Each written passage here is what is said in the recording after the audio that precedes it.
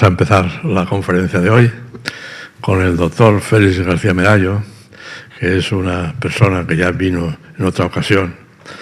Todo lo que nos dice es sumamente interesante, pero concretamente lo de hoy, el nacimiento de la geometría, lo hemos elegido porque es un tema que da para decir cosas interesantísimas a alguien que las conozca como lo domina el doctor García Medallo. El doctor García Medallo, que es licenciado doctor en informática por esta Universidad Politécnica de Madrid, y además es licenciado en matemáticas, de modo que tiene todo el bagaje intelectual que se necesita para hablar de todas estas cosas. Se ha dedicado a trabajar en muchas cosas y últimamente está haciendo trabajos no solo de ciencia y técnica, sino de divulgación de la ciencia y la técnica, cosa que en este momento viene muy bien para que la gente se vaya interesando por todos estos temas. Nada más, vamos a dejarlo que nos diga todas esas cosas tan interesantes que tiene preparadas. Bueno, pues muchas gracias y vamos a empezar.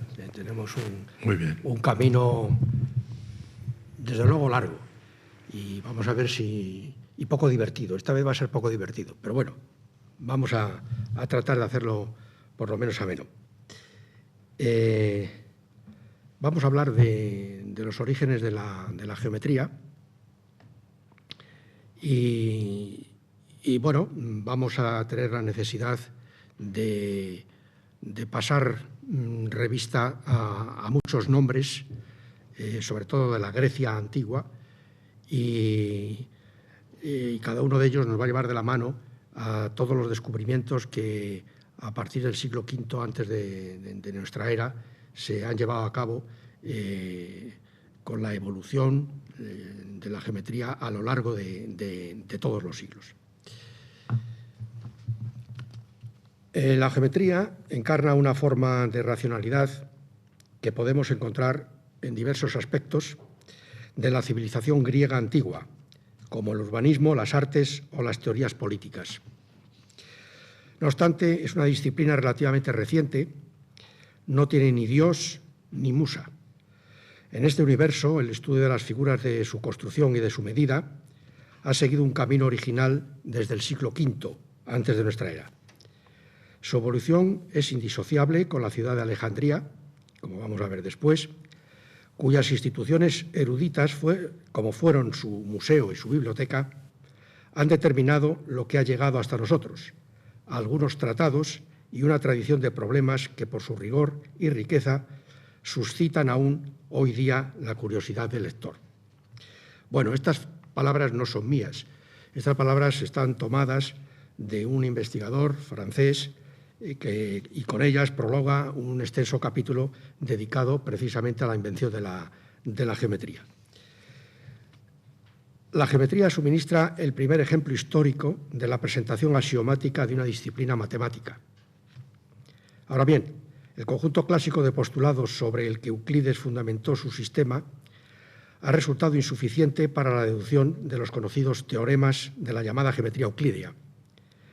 Por eso, y como veremos más adelante, ha sido revisado y completado e incluso cambiado, como nos muestran las geometrías no euclídeas en tiempos recientes. Hoy día disponemos de varios sistemas adecuados de postulados, tanto para la geometría de Euclides como para las que no se consideran como tales. El más relacionado con el sistema de Euclides es probablemente el que se debe a Hilbert. Para ubicar en el tiempo a los grandes filósofos, a los matemáticos y a los geómetras, así como a los principales acontecimientos políticos, vamos a comenzar estableciendo un resumen cronológico griego que cubra el contexto donde nos vamos a mover, hasta llegar a Euclides, que en esta ocasión va a ser nuestro punto de partida y un poco también nuestro protagonista.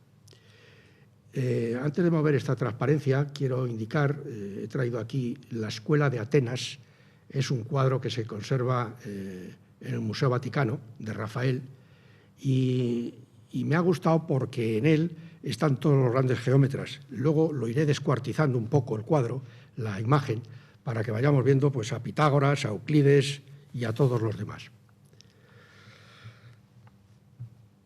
Empezamos con la época arcaica, que abarca los siglos VIII, VII y VI anteriores a nuestra era.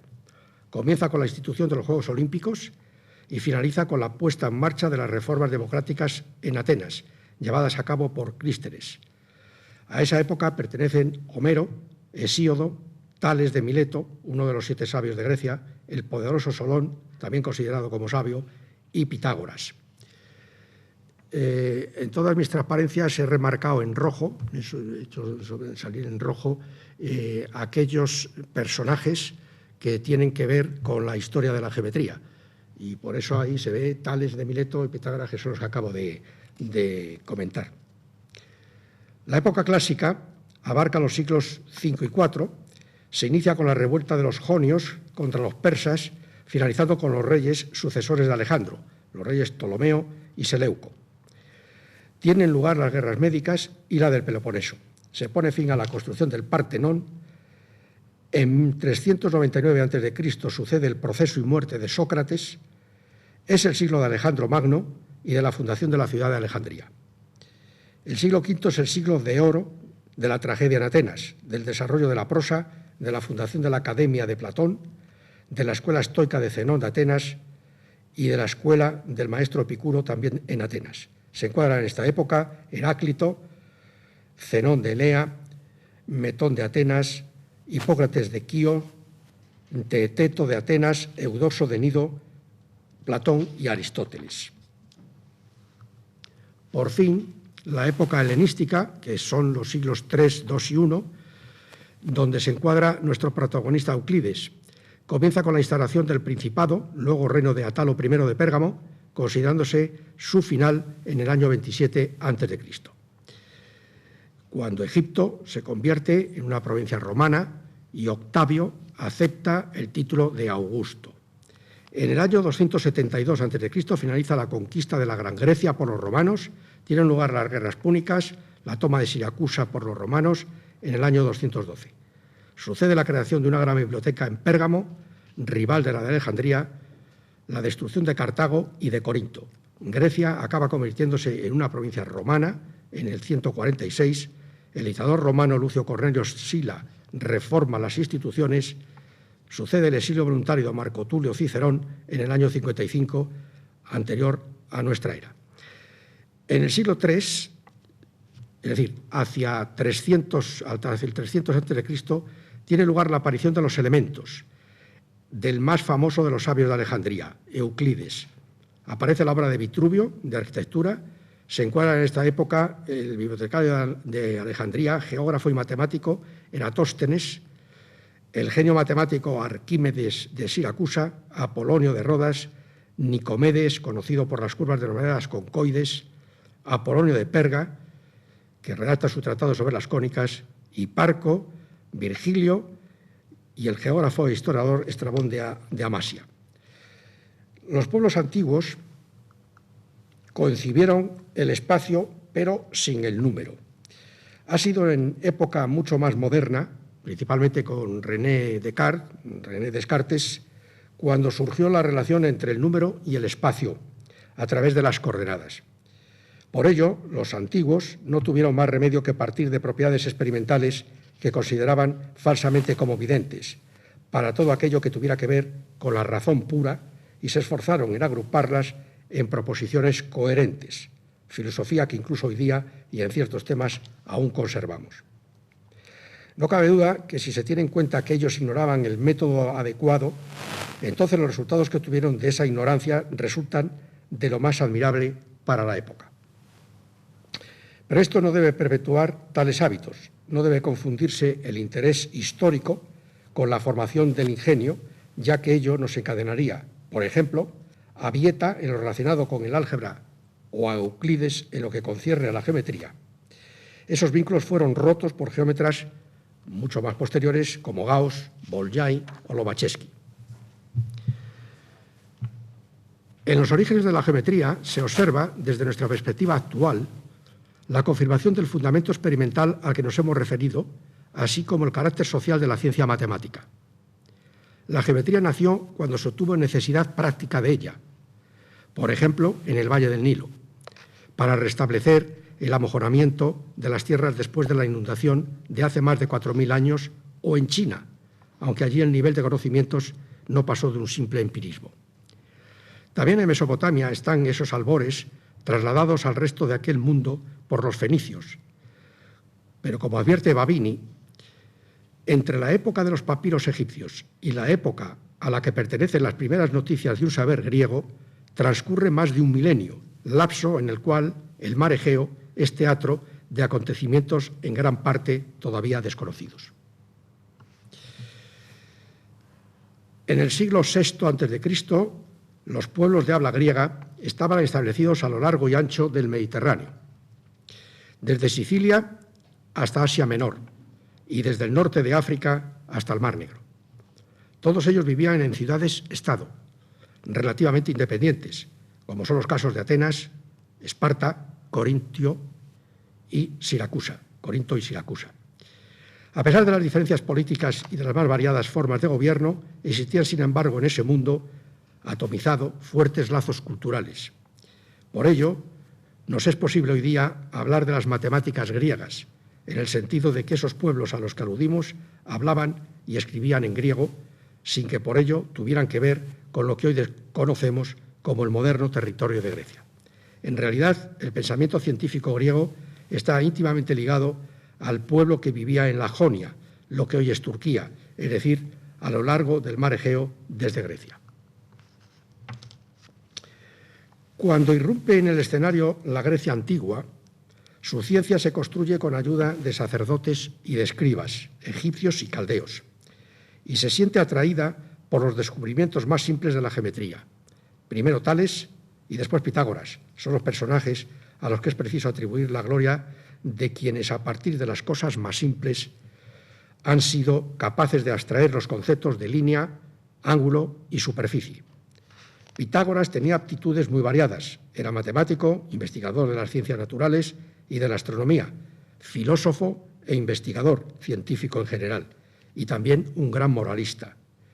Tales y Pitágoras fueron los auténticos inventores de la prueba deductiva, tanto en geometría como en matemáticas. El teorema de Pitágoras se presenta como una cosa absolutamente nueva en la historia de la humanidad, con lo que parece que la ciencia se anuncia sirviéndose de la geometría, que a su vez se compone de leyes y de teorías. En opinión de Tobias Danzig, manifestada en su obra El número, el lenguaje de la ciencia dice así: la mentalidad general de los griegos permanece encerrada en una singular contradicción. Por una parte, su universo no comprendía más que cosas inmediatamente accesibles a los sentidos. Por otra, su talante de espíritu era esencialmente aristocrático, ya que tenían por banales y vulgares ocupaciones tales como artesano, por muy ingeniosos y elegantes que fueran los procedimientos que emplearan. ¿De dónde nos llega el conocimiento de las matemáticas griegas? Las fuentes son más bien la transmisión oral y la consiguiente información. Eso significa que lo que nos ha llegado raramente es el propio original. Tanto el papyrus Rin, que tengo aquí una imagen, es la imagen superior derecha, encontrado en una tumba de Tebas y que se conserva en el Museo Británico, como la tableta Plimpton 322 que está en el Museo de Nueva York, un trozo es este, son objetos físicos que nos han dejado las manos de los escribas, pero en cualquier caso no existe nada semejante procedente de los griegos. Los griegos también utilizaron, como los egipcios, el papiro para sus escritos, pero en lo concerniente a la matemática, lo que ha llegado hasta nosotros son copias de copias y de copias, con los consiguientes errores acumulados, la inclusión de material nuevo o la supresión de partes fundamentales. Por todo ello, lo que tenemos son manuscritos que están muy lejos de la fuente origen, por lo que la reconstrucción del texto original no siempre es factible y sencilla. Como consecuencia de lo que acabo de decir, los trabajos de que disponemos son únicamente aquellos que cada generación sucesiva consideró que valía la pena preservarlos, copiándolos, sin que se sepa hoy cuáles fueron las razones para ello. Por el contrario, Hoy somos conocedores y poseemos referencias de nombres de muchos trabajos matemáticos de la antigüedad en los que nos gustaría profundizar, pero que no nos es posible hacerlo porque ha desaparecido su versión original. Un ejemplo de ello son los elementos de Euclides. La versión original fue descatalogada, como hoy también descatalogamos libros que por diversas razones dejan de estar actuales. No obstante, el trabajo mejor conocido de la matemática griega, los elementos de Euclides, se produjeron en Alejandría, curiosamente en Alejandría, en Egipto. Además, aunque nos estamos refiriendo a obras matemáticas de entre los años 450 al 200 a.C., la cultura griega a la que aludimos llegó hasta aproximadamente el siglo VI después de Cristo y fue imitada en los siglos posteriores. Por lo tanto, las matemáticas griegas se extendieron ampliamente no solo en el espacio, sino también en el tiempo. Existe una notoria diferencia entre la actividad matemática griega y la practicada en otros países como Babilonia o Egipto.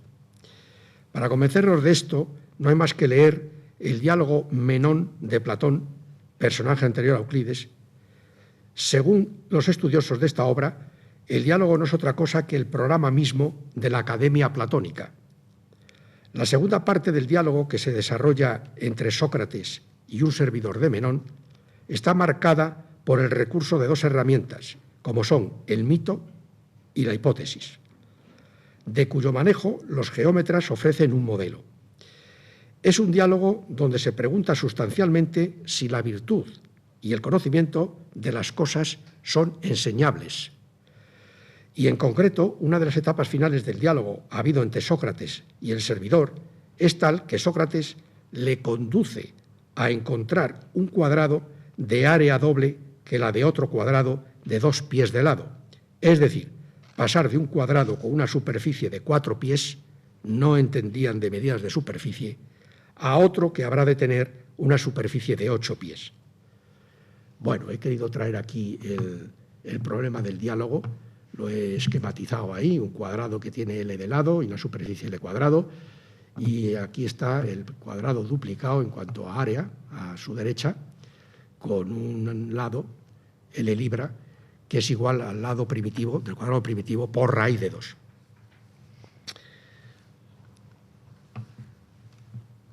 Atenas se había constituido en uno de los centros más importantes en el desarrollo de las matemáticas.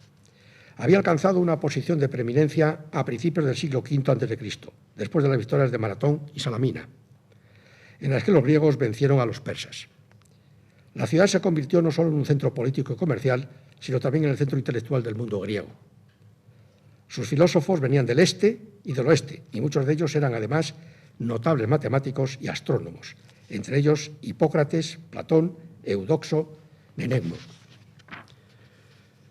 Cuando hemos escrito ahí más arriba mercader, nos estamos refiriendo a Hipócrates, natural de la isla de Chios o Quíos, también en el mar Egeo, situada al oeste de Esmirna, actual Turquía, que enseñó en Atenas y trabajó en problemas clásicos de la geometría como la cuadratura de las figuras y la duplicación del cubo. Filopón, comentarista de la obra de Aristóteles, que vivió en el siglo VI de nuestra era, cuenta que cuando se dedicaba Hipócrates al comercio marítimo, perdió todos sus bienes como consecuencia de un ataque sorpresa de piratas. Volvió a Atenas para plantear una demanda contra esos piratas. Debido a la duración del proceso, pasa una larga temporada en Atenas frecuentando los filósofos. Como consecuencia de ello, se convierte en un geómetra que se propone encontrar la cuadratura del círculo. Uno de los problemas clásicos con el que se encontró la Escuela de Atenas junto con otros dos, que luego veremos. Esto no lo consigue, pero habiendo tenido la cuadratura de las lúnulas, cree falsamente que también sería capaz de cuadrar el círculo. Filopón, en cualquier caso, llama filósofos a los maestros en geometría.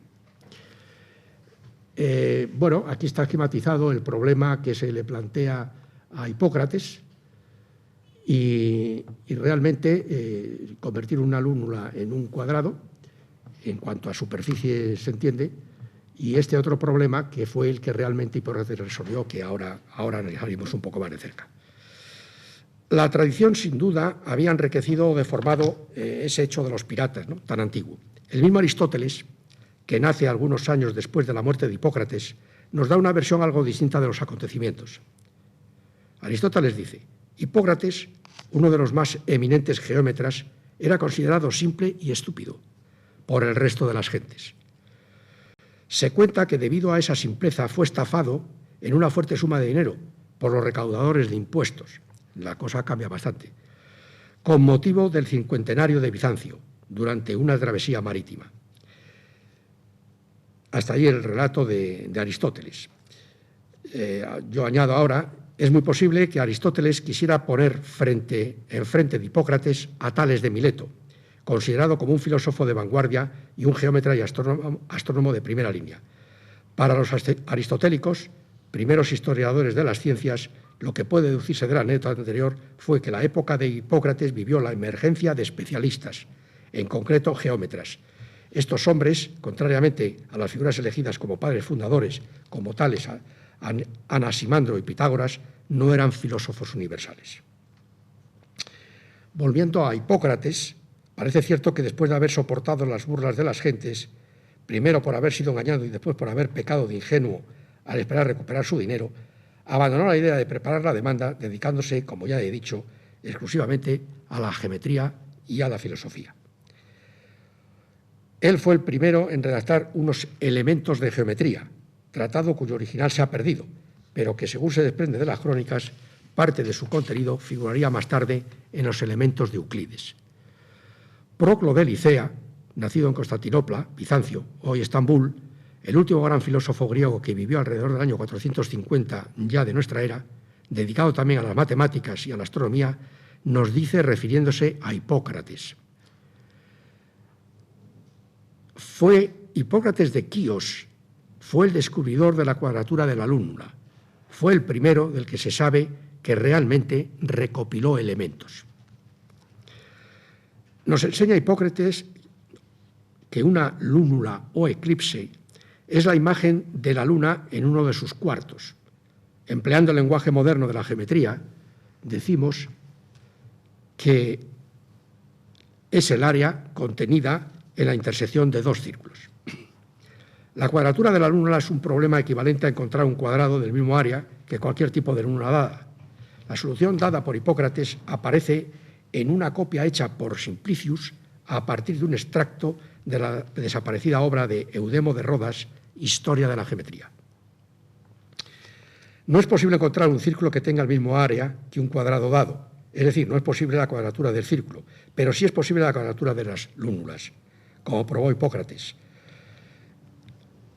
Y en este segundo esquema que traigo aquí es donde Hipócrates buscó la solución de la cuadratura de las lúnulas, comprobando y probando que el área del triángulo rectángulo que hay ahí, no isósceles, construido ABC, sobre el que están puestas un semicírculo, una semicircunferencia con centro en el punto medio BC y otras dos circunferencias, una en el punto medio, centro en el punto medio de BA y otra en el punto medio de AB.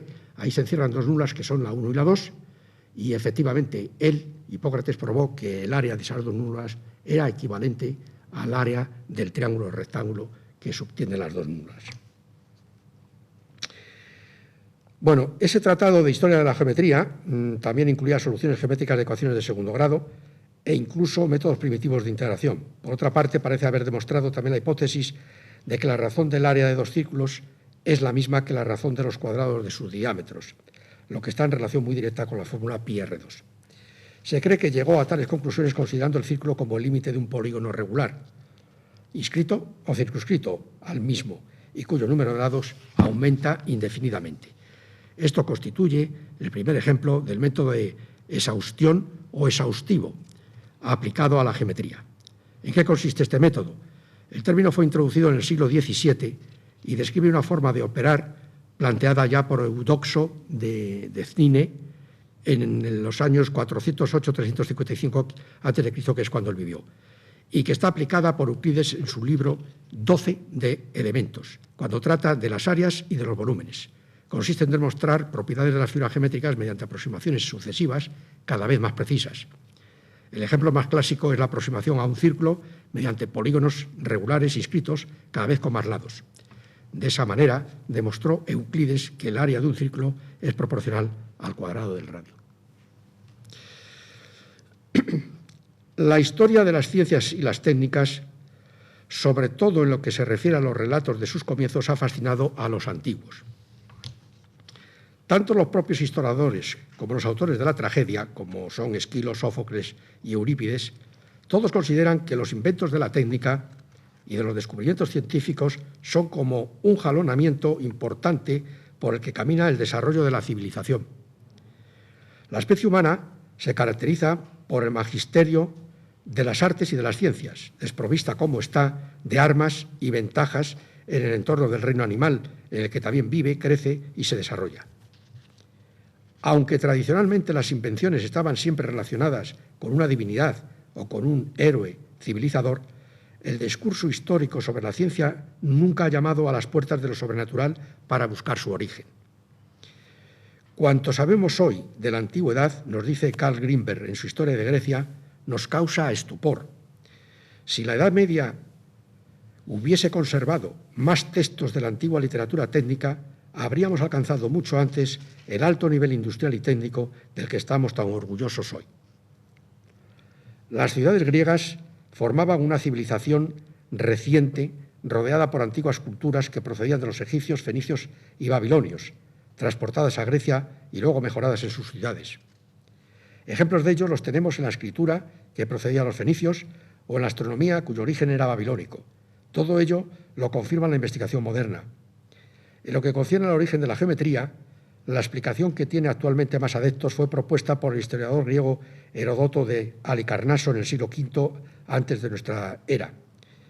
Cuenta las guerras entre griegos y persas, lo que le sirve para describir las costumbres y las instituciones de los pueblos.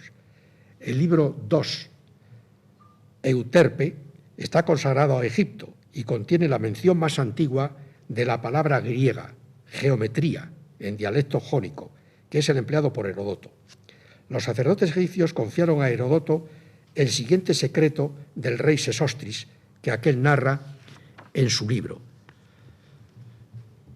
Dice así: los sacerdotes también me dijeron que este rey repartió el suelo entre todos los egipcios, concediendo a cada habitante un lote cuadrangular de extensión uniforme. Y con arreglo a esta distribución fijó sus ingresos, al imponer el pago de un tributo anual. Ahora bien, si el río se le llevara a alguien parte de su lote, el damnificado acudía al rey y le explicaba lo sucedido. Entonces el monarca enviaba a algunas personas a inspeccionar y medir la disminución que había sufrido el terreno, para que en lo sucesivo pagara una parte proporcional del tributo impuesto.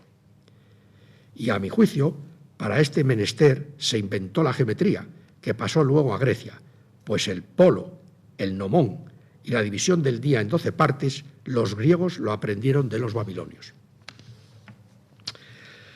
Heródoto añade en otra parte que los griegos, no especifica quién, importaron ese conocimiento a su país. Proclo, tal vez siguiendo la opinión de Eudemo, afirma que se trató de Tales. Fue la persona que lo hizo. Hemos citado ya varias veces a Proclo. Gracias a él hoy somos conocedores de mucha ciencia matemática poseída por los griegos. Se formó en Alejandría y en Atenas, donde llegó a ser el líder de la academia neoplatónica, es decir, de los conservadores de las ideas y pensamientos de Platón. Proclo habla siempre de la geometría griega como ciencia heredada de los egipcios, geometría que estos tenían muy entroncada con la aritmética aplicada a la medida de las cosas. Como hemos visto, Heródoto emplea en su descripción la palabra geometría, constituida por el prefijo griego geo, la tierra, y el verbo medir, metrón, medición de la tierra. Con ello, además, surge la idea de que la geometría ha nacido de la agrimensura. Dado que la ciencia geométrica también parece haberse utilizado en Egipto para medir la altura de la Gran Pirámide, surge la tesis de que existe en su origen una relación directa entre la geometría y la determinación indirecta de distancias inaccesibles. Hoy llamaríamos a esto y le llamamos trigonometría. Parece que fue Tales quien vivió en Mileto, ciudad saludable de Jonia, quien midió la altura de la pirámide en presencia del rey Amasis. Caben otras definiciones, esta vez ya de los griegos. Aristófanes, célebre poeta cómico ateniense, en su obra Las nubes, dice que la geometría es la medida de toda la tierra habitada, no de un pequeño territorio que se distribuye en partes en una colonia.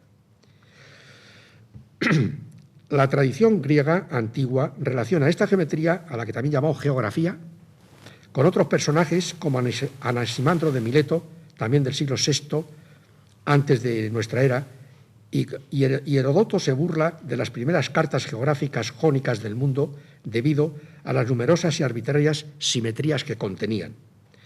A partir de esa época existen dos formas de considerar el desarrollo de la geometría.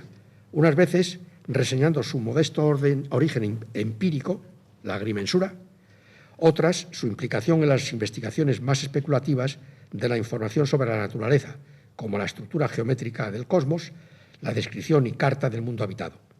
La sombra de esta doble faceta se ha prolongado hasta nuestros días.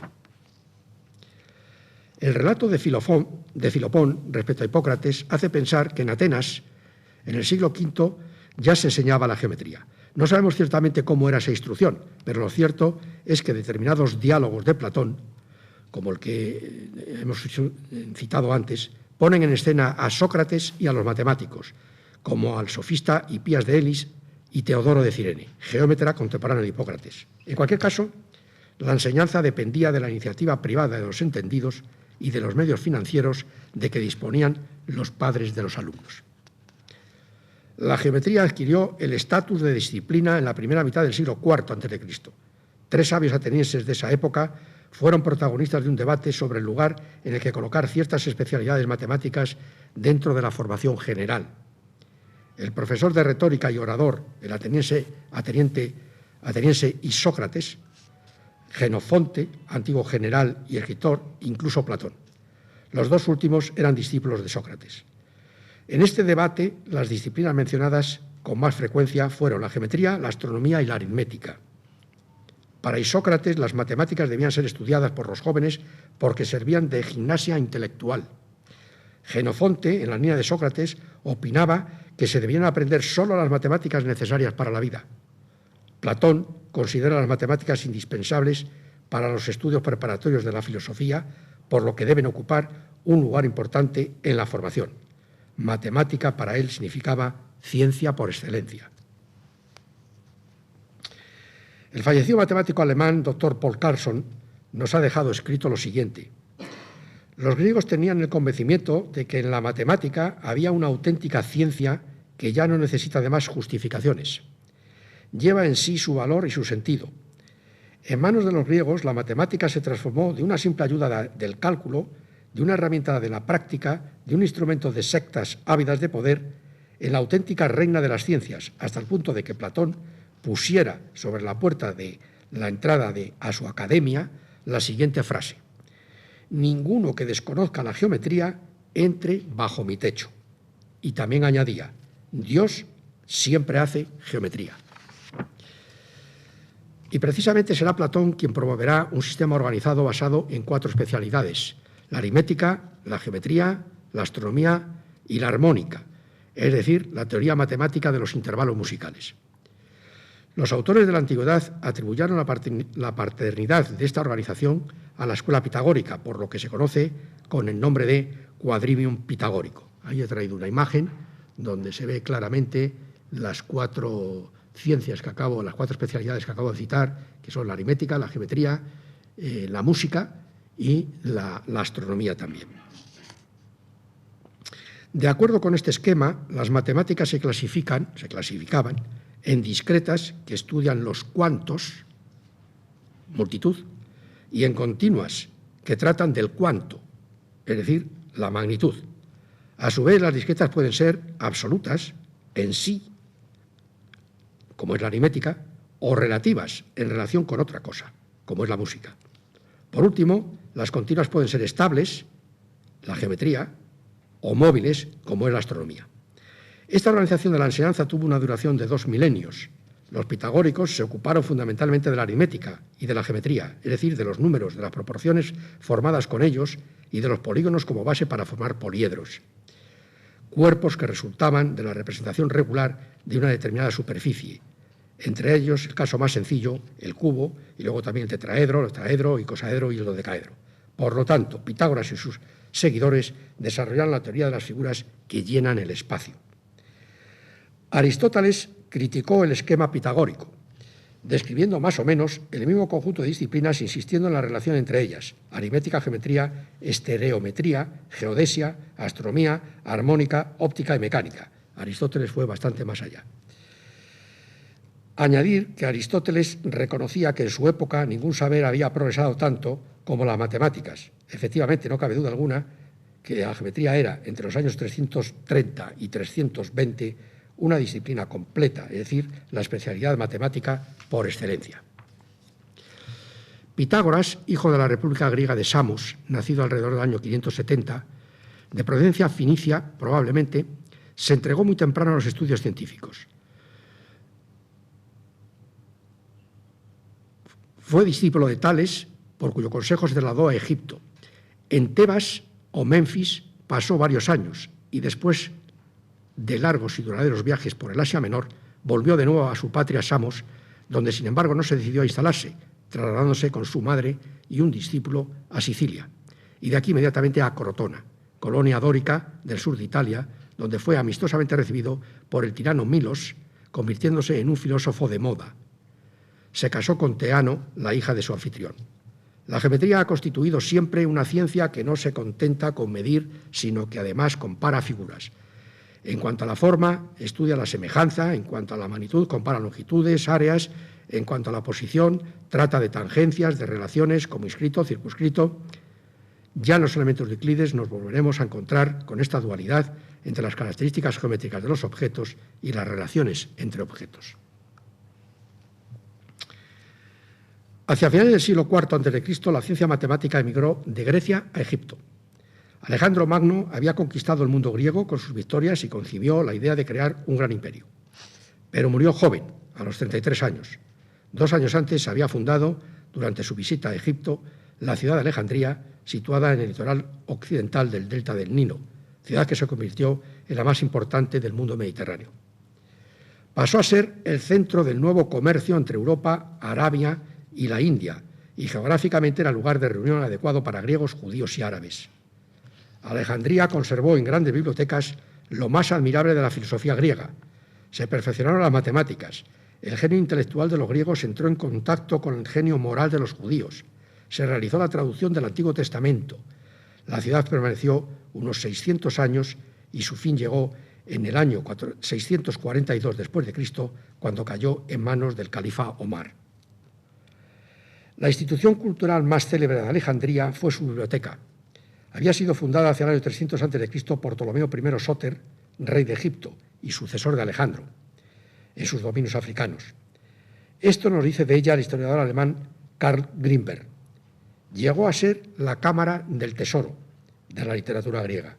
Alrededor de ella surgió en la ciudad un importante comercio de libros. Trabajaban para la biblioteca numerosos esclavos que transcribían las obras de los grandes escritores griegos en muchos ejemplares, vendidos luego en todo el mundo heleno. Gracias a la biblioteca y a las librerías alejandrinas han podido llegar a nosotros los tesoros de la literatura griega clásica. Esta era la biblioteca en cuya fundación influyó Demetrio Falereo, que había sido expulsado de Atenas. Reunió en 3 siglos 700.000 volúmenes de pergaminos manuscritos. Fue destruida por un incendio en el año 47 a.C. como consecuencia del asedio que impuso la escuadra egipcia a las tropas de Julio César. Otra importante institución fue el museo, es decir, una casa dedicada a las musas. Estaba destinada a acoger y apoyar los trabajos de los diversos intelectuales protegidos por el rey Ptolomeo. Se dice que la biblioteca de Alejandría pudo haber sido precisamente la biblioteca del museo. Los alejandrinos supieron atraerse a su ciudad a los científicos más destacados de su tiempo.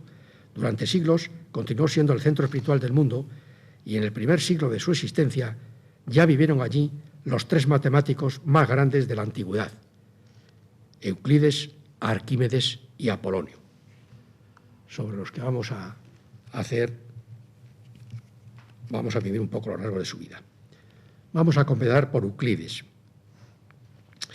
325 al 265 a.C. Fue el primer guía de la escuela alejandrina. Parece no haber duda de que se inició sus estudios en Atenas en compañía de otros alumnos de Platón. Se le describe como un hombre apacible y mesurado, lleno de buena voluntad, con todo aquel que se propusiera mejorar las matemáticas. Tuvo mucho respeto y reconocimiento por los que le precedieron, de forma que se cuidó de modificar lo menos posible sus obras.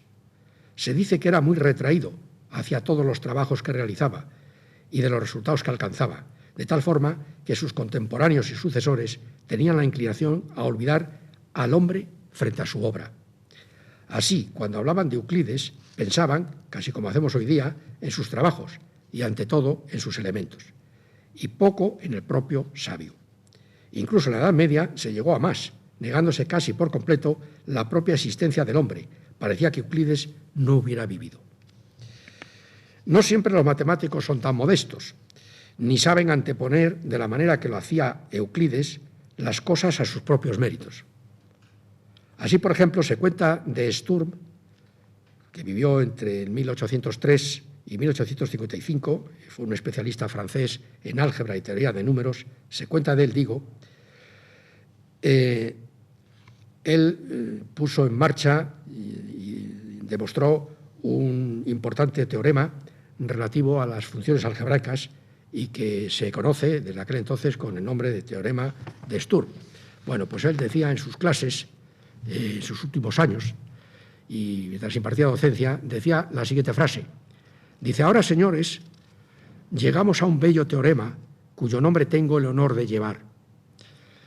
De Euclides no se hubiera podido pensar una manifestación semejante. Su modestia, unida a un rigor inflexible y la máxima veneración por la ciencia, le impedían hablar de otra cosa que no fueran sus hechos y sus trabajos. Su obra cumple los elementos en la que, según comentario de Proclo, concluía muchas cosas comenzadas y, además de esto, apoyaba en demostraciones irrefutables lo que sus antecesores solo habían demostrado a la ligera. Se caracterizaba por el rigor de la sistematización. A este mismo respecto decía Lagrange que aprender geometría sin conocer a Euclides sería como querer aprender latín o griego en los libros modernos escritos en esos idiomas sin consultar los textos originales griegos y latinos. Los Elementos es el libro más conocido de la historia de la geometría e incluso de las matemáticas. Solo de la Biblia se vendían más ejemplares que de los Elementos antes del siglo XX. Ya en el siglo XX, lo que nos ha llegado como bestsellers son cosas muy distintas, como El Señor de los Anillos, El Código Da Vinci o Las aventuras de Harry Potter. No es nuestro objetivo hablar en profundidad de la obra de Euclides más allá de lo relacionado con la geometría, solo reseñar unas notas sobre el maestro. El tratado Elementos de Euclides es uno de los escritos matemáticos antiguos más voluminosos. Uno de los méritos más notables que como autor tiene Euclides en la obra fue haber distribuido la materia que contenía de acuerdo con unos criterios muy determinados, además de haberle dotado de una estructura deductiva local. Los resultados están agrupados en función de los objetos a los que se refiere. Se distinguen tres grandes subconjuntos: los libros de la geometría plana, los libros de la aritmética, los libros de la estereometría, es decir, de la geometría del espacio. Todo ello equivale al estudio de la figura plana, del número y de la figura sólida. Esta clasificación en elementos conduce a resaltar las figuras más simples, como son los triángulos, cuadrados, rectángulos, los paralelogramas y el trapecio, en los libros 1 y 2. El círculo y los segmentos en el 3. Los polígonos regulares inscritos o circunscritos a una circunferencia en el 4. Semejante distribución hace para las figuras sólidas. En el libro 11 sienta las bases de la geometría en 3 dimensiones. En el 12 demuestra el área del círculo apoyándose para ello en las teorías de Eudoxo, que ya comenté anteriormente, y por fin en el libro 13 expone la construcción de los 5 sólidos de Platón siguiendo los trabajos de Tecto. Bueno, aquí he traído, este es un manuscrito árabe aparecido de los Elementos, publicado en Roma en el año 1594. Este es el célebre postulado 5 de las paralelas, que él lo enuncia de otra manera y que lo trata como axioma, pero ahí es donde le ha venido a Euclides todos los problemas posteriores de la geometría euclídea y de las no euclídeas. Aquí también está, es un papiro del siglo I o II, no se sabe, del siglo I o II, con un fragmento de la proposición de las paralelas que está encima del libro segundo de Euclides.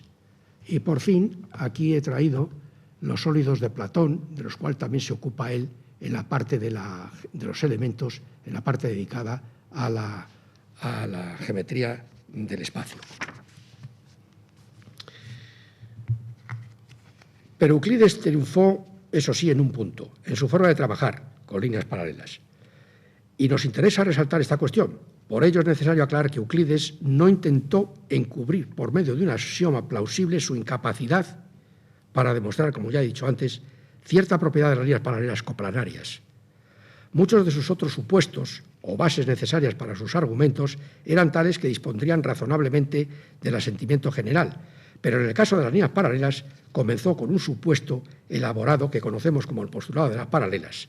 Si una línea recta corta otras dos líneas rectas de manera que los dos ángulos interiores alternos que forman en el mismo lado no sumen más de dos ángulos rectos, esas líneas rectas prolongadas continuamente se cortarán a la larga, en el lado en que los ángulos son menores que dos ángulos rectos. Está esquematizado en la figura de ahí arriba.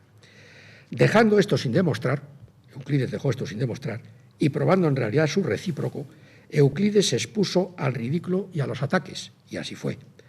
Seguro que sus críticos dirían que este no era un supuesto adecuado como los otros suyos, sino más bien susceptible de demostración.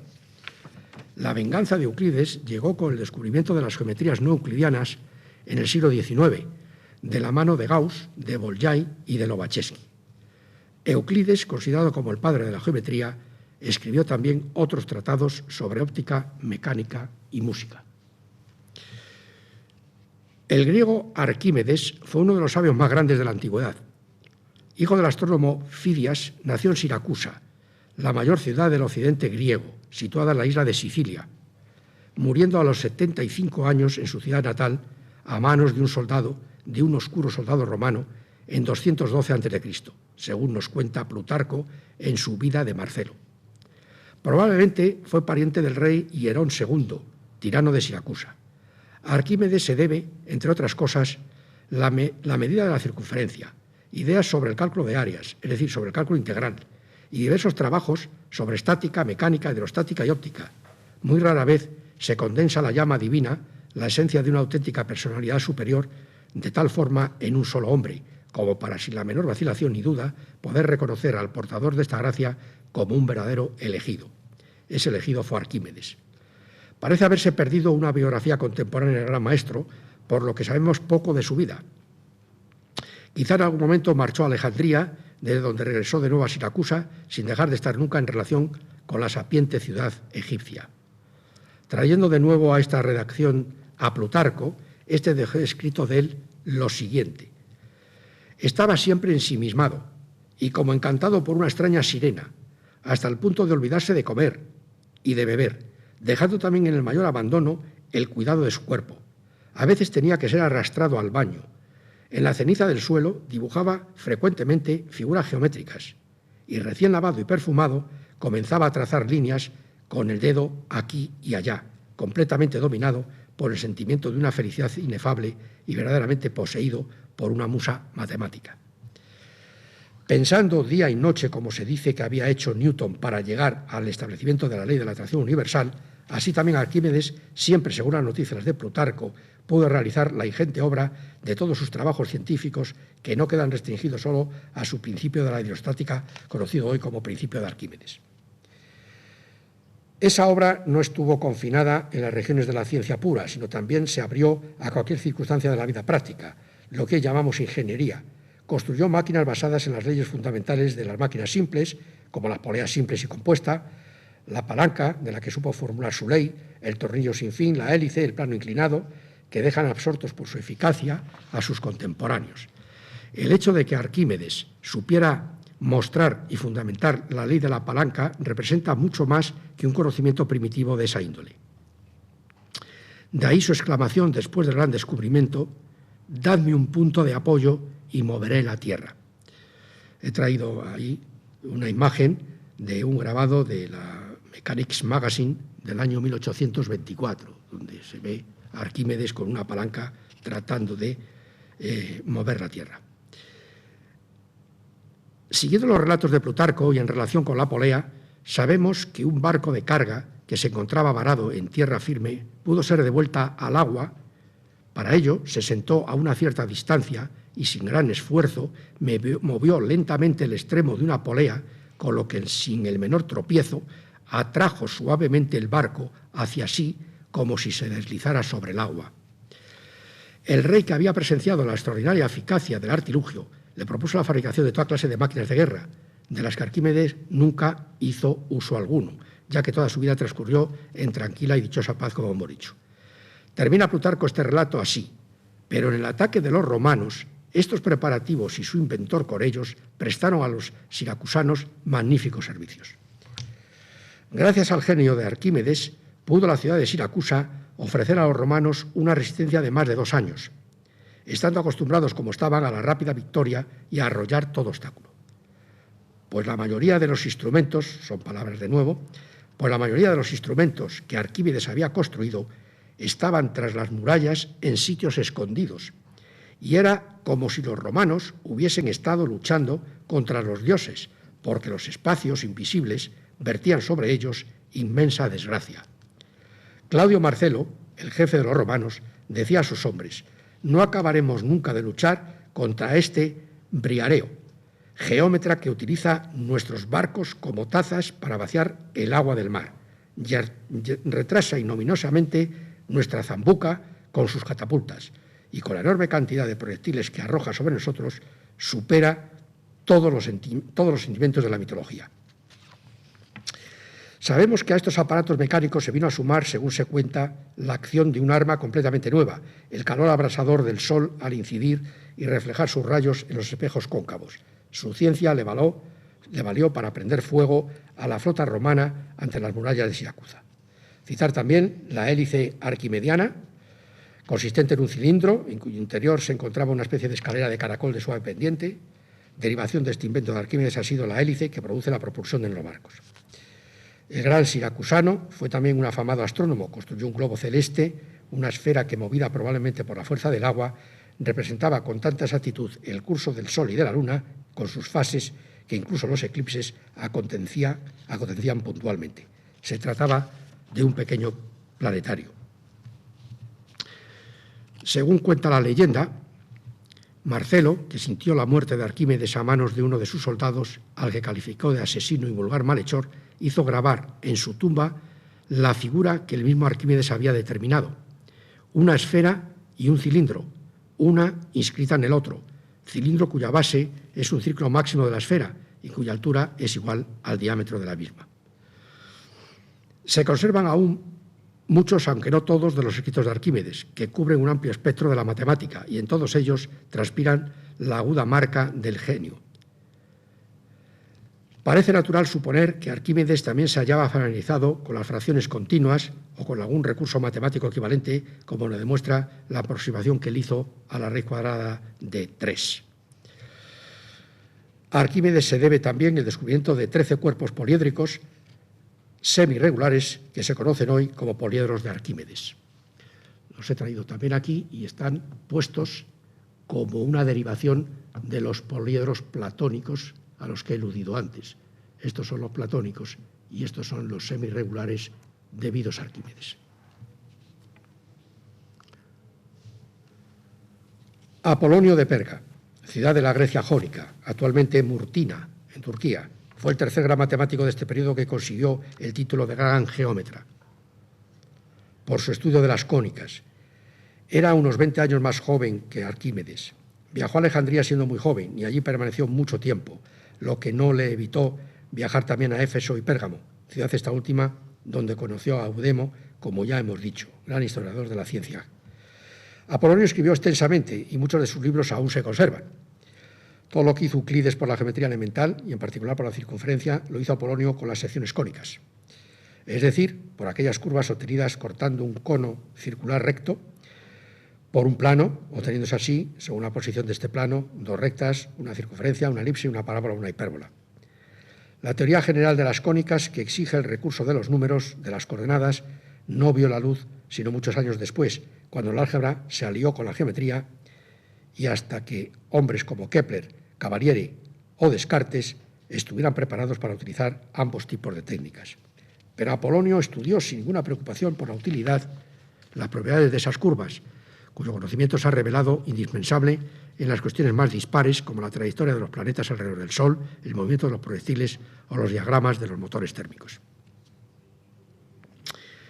El estudio de las cónicas, Tratado de las cónicas, así es el título, estaba contenido en 8 volúmenes, 8 libros, de los que nos han llegado los 4 primeros en griego, es decir, en su texto original. En árabe se han encontrado los 7 primeros, pero ya en latín, o puestos en latín hacia 1650, y el 8º libro se ha perdido. En ellos se encuentran propiedades relativas a las asíntotas, a los focos, diámetros conjugados, normales, polares y a sistemas formados por 2 cónicas. Otra realización de Apolonio fue su resolución completa de un problema referente a una circunferencia que satisfacía 3 condiciones, desde pasar por 3 puntos dados a ser tangente a 3 circunferencias o rectas dadas, y que se enuncia así: dados 3 objetos, que pueden ser cada uno de ellos puntos, rectas o circunferencias, encontrar una circunferencia tangente a esos objetos o que pase por esos puntos. En total, el problema de Apolonio implica 10 casos, 2 de ellos ya resueltos en los elementos de Euclides. Apolonio llegó hasta el final de la geometría estrictamente griega, conquistando su campo más difícil. La geometría de la forma y de la posición fue desarrollada por él hasta el grado máximo y solo en tiempos relativamente modernos ha podido encontrar imitadores y continuadores. En este sentido, Apolonio, Épsilon, como le llamaban sus contemporáneos, representa la culminación de la escuela griega. En contraposición a Apolonio, Chasles decía que Arquímedes había representado la geometría de la medida. Apolonio fue también un experto en números, escribió sobre irracionales e ideó un método para aproximar el número pi. El recientemente fallecido profesor Miguel de Guzmán, nos ha dejado escritas estas palabras: Apolonio representa la grandeza técnica especializada, el virtuosismo geométrico por excelencia.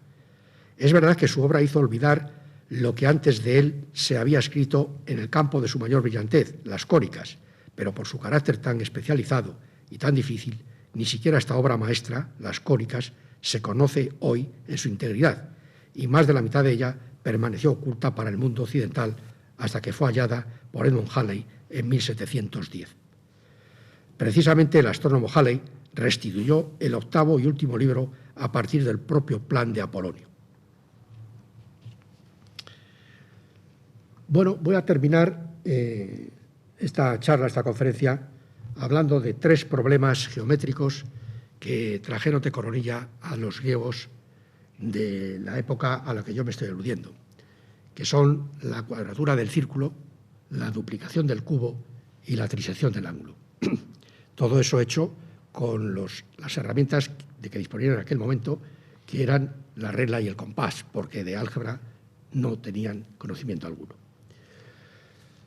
La cuadratura del círculo surgió por la necesidad de calcular el área de un círculo. Se trataba de encontrar una fórmula o construcción geométrica que permitiera dibujar un cuadrado con un área exactamente igual a la de un círculo equivalente.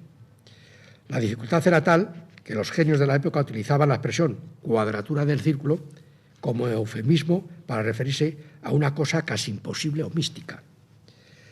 Los antiguos egipcios identificaron y citan con mucha frecuencia los pares de números enteros 8 y 9 como aproximadores de la cuadratura del círculo.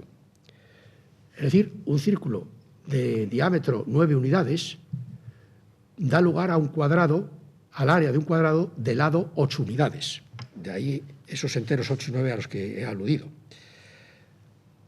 Abajo, debajo, está mi disquisimiento algebraico, el área del círculo, y con esas hipótesis, para el área del círculo tenían 63,64 unidades cuadradas y para el área del cuadrado pues obtenían 64 unidades cuadradas, lo cual era una aproximación bastante buena de cómo aproximar el área del círculo partiendo de un cuadrado.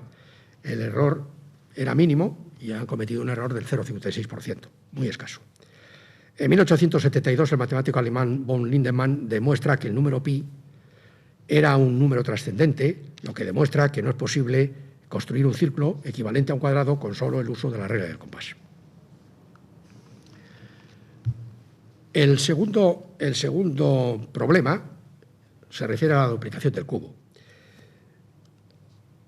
Este problema, desde el punto de vista práctico, estaba ligado a la construcción de herramientas de medida para líquidos y áridos. También en la arquitectura. Se hizo necesario en la reconstrucción del Partenón, donde era preciso duplicar el volumen del templo precedente. El Partenón, construido en Atenas entre 447 y 438 a.C., fue el templo más célebre de la Grecia antigua. Reemplazó al antiguo templo de Atenea, que había sido destruido por los persas. Se emplearon en este templo casi 22.000 toneladas de mármol. Este problema imposible para los antiguos lo han transmitido con señas de leyenda. En el templo de Apolo, en la isla griega de Delos, había un altar con forma de cuerpo regular, concretamente de un cubo. Cuando la peste amenazó a Atenas, así se cuenta al menos, los habitantes de la ciudad se precipitaron ante el oráculo de Delos, en demanda de ayuda. Y la divinidad habló: hacedme un altar doble de grande y que siga manteniendo la misma forma, con lo cual el mal será conjurado. Un problema fácil, así al menos parecía en principio. Simplemente había que determinar una nueva arista, tal que el volumen del cubo fuera el doble del existente en el templo de Apolo. Y ello mediante una construcción enteramente matemática, con las herramientas auxiliares de la regla del compás. Muy pronto se dieron cuenta de que el problema sencillo se había convertido en imposible. Los más grandes matemáticos de Grecia se ocuparon durante siglos del problema de Delos. Geométricamente, el problema consistía en lograr un cubo cuyo volumen fuera exactamente igual al doble del volumen del otro lado. Parecía a primera vista, como he dicho, que todo se lograría simplemente duplicando la arista, pero esto no es verdad.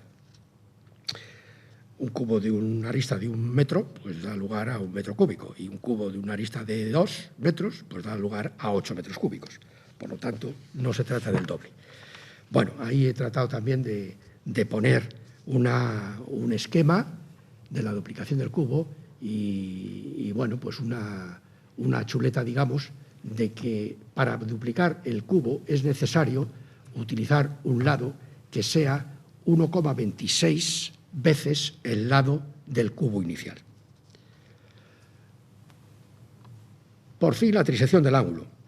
Este es el tercer y último de los grandes problemas, y que trataba de dividir un ángulo en 3 partes iguales, naturalmente sin utilizar el transportador. Con la ayuda de la regla y el compás, y eso lo sabían muy bien los griegos, era factible dividir en 3 partes ciertos ángulos, como por ejemplo los de 135 grados o 90 grados, pero estos casos son muy raros. La generalidad es otra. La solución aproximada al problema pasa por la utilización de una curva llamada cuadratriz, descubierta y empleada por el geómetra griego Hipías de Elis hacia el 460-400 a.C., tanto en la empleó en la cuadratura del círculo como en la trisección del ángulo. La cuadratriz es esta curva DG que está formada por un cuadrado de circunferencia construido sobre un cuadrado ABCD. Entonces, a medida que yo voy trazando paralelas al lado base, digamos, del cuadrado, que son estas líneas de punto que he puesto aquí, yo voy generando una curva que es la cuadratriz, que es esta. En su intersección de la paralela que yo he trazado con la curva inicial. Pues bien, si yo voy bajando y quiero dividir el ángulo en 3 partes iguales, pues he de bajar la paralela hasta encontrarme en el punto X, intersección con la cuadratriz, y este punto X es el que me da una tercera parte del ángulo DAB, y así sucesivamente. Bueno, pues este es el final. A modo de resumen, yo diría que los principios de la geometría, el nacimiento de la geometría, se remonta al siglo V a.C. Todo el desarrollo y evolución de la matemática en general y de la geometría en particular se lleva a cabo en los límites orientales del Mediterráneo, y más en concreto en los límites que imponen en el mundo griego y el mar Egeo, que fueron sus protagonistas los griegos y los egipcios, es decir, Grecia y Alejandría o Tebas, también otra ciudad de Egipto que también es protagonista en la geometría, en el desarrollo de la misma, y que estos viajes a los que he aludido de ida y vuelta de Grecia a Alejandría propiciaron el enriquecimiento de la matemática y de la geometría, y de ellos surgieron los grandes geómetras que han servido de pauta y horizonte hasta nuestros días. Por lo tanto, pues despedirme diciendo gloria a esas mentes y a esos geómetras. Nada más. Muchas gracias.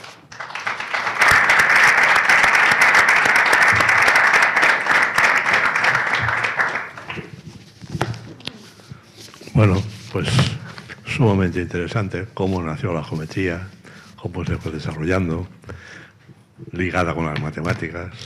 Al principio que no conocían el álgebra y sin embargo, a pesar de eso, hacían progresar la geometría pues, de una forma pues, realmente rápida y consistente.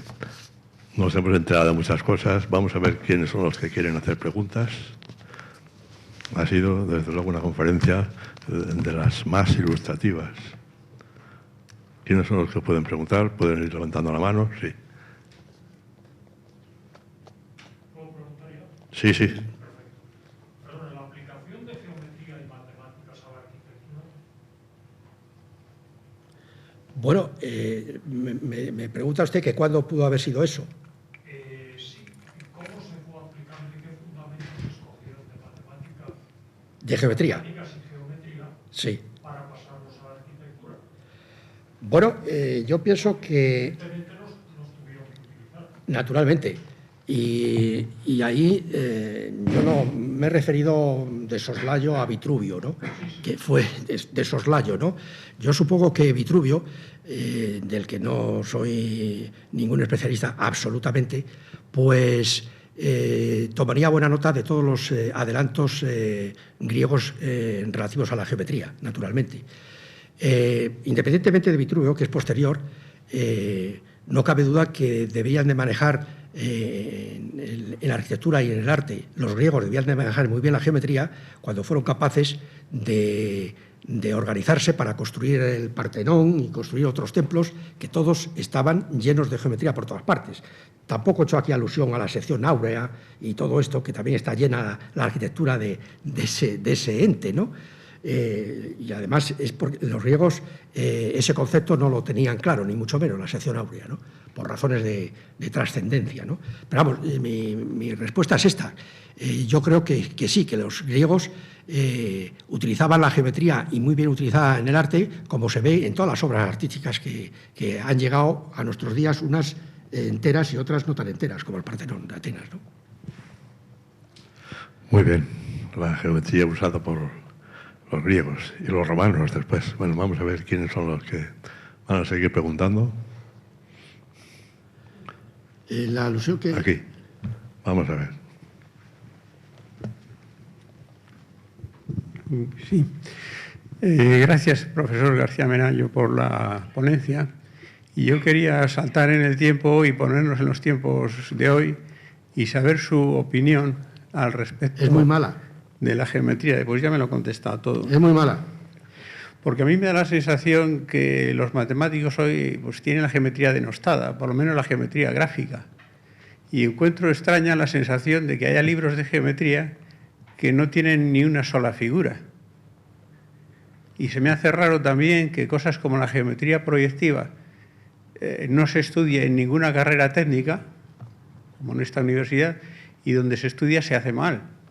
Donde se menciona, vamos a estudiarlo ya, quizás es otra cosa. Los libros de álgebra mismo, es común hablar de espacios vectoriales, ya como guinda se habla del espacio afín y se olvida el espacio proyectivo, que es justamente lo que se necesita para representar con ordenadores. Entonces, un poco esa es la visión que yo tengo y quería contrastarla con su opinión, pero me da la sensación... Le he contestado. Vamos a ver. Usted y yo somos adultos, ya lo veo. Y tenemos nostalgia de cosas que realmente son importantísimas. Yo creo que eliminar la geometría de la vida, ya sea la vida normal o de la vida técnica, es un abultado error. No lo hicieron eso los griegos jamás, y se sirvieron de ella y solo de ella. Por lo tanto, nosotros hemos ido a parar al polo opuesto. No sé de dónde procede usted. Yo estudié matemáticas, esa fue mis primeros estudios. Y hice una carrera matemáticas que desde luego soy la envidia de colegas míos que son de generaciones mucho más posteriores a la mía. Ellos ya no han estudiado geometría en la carrera. En la Facultad de Ciencias Matemáticas de la Universidad Complutense de Madrid, donde yo me formé, teníamos 5 análisis y 5 geometrías.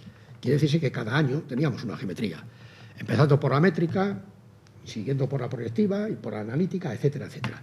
Eso hoy se ha perdido. Hoy se ha perdido. Y efectivamente los libros de geometría entre comillas, no tienen figuras, lo cual es... entonces hemos perdido, entre otras cosas, la sensación espacial de las cosas. No tenemos...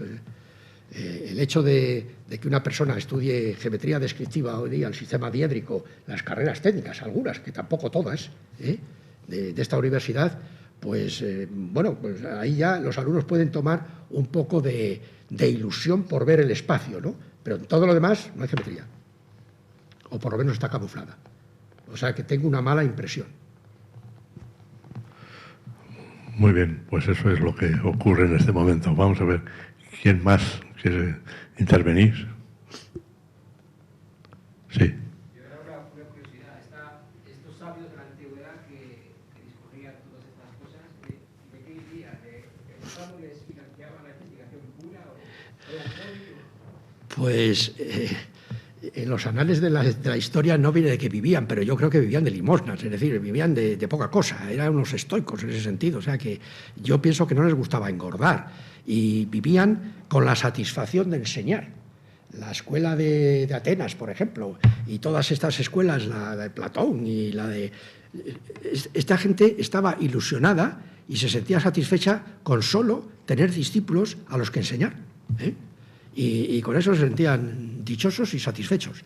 De manera que de ninguno de ellos se dice que hizo una riqueza tremenda y que... Nada, no se habla de eso. Estoicos puros, dedicados a la filosofía y a la matemática, una implicada en la otra, ¿no?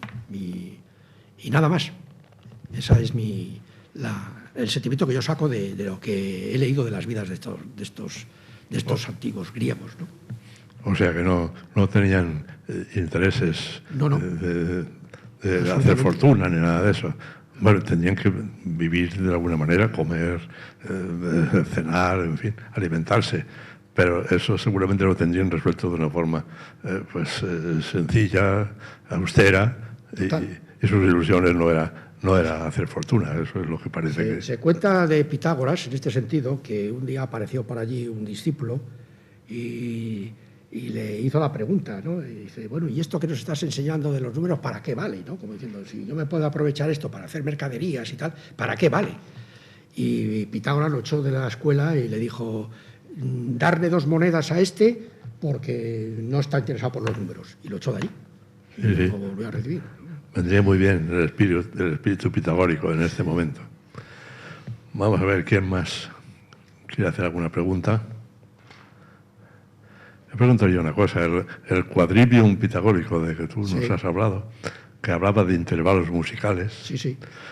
Y yo pregunto, como entonces, claro, no se sabía que el sonido pues era una vibración de una determinada frecuencia, que las notas musicales pues consistían en una frecuencia determinada, que varias notas tenían pues distintas frecuencias, que al multiplicar por 2 la frecuencia se pasaba a la octava siguiente. Eso no lo sabían. Sí lo sabían, se dieron cuenta. Pitágoras se dio cuenta de eso.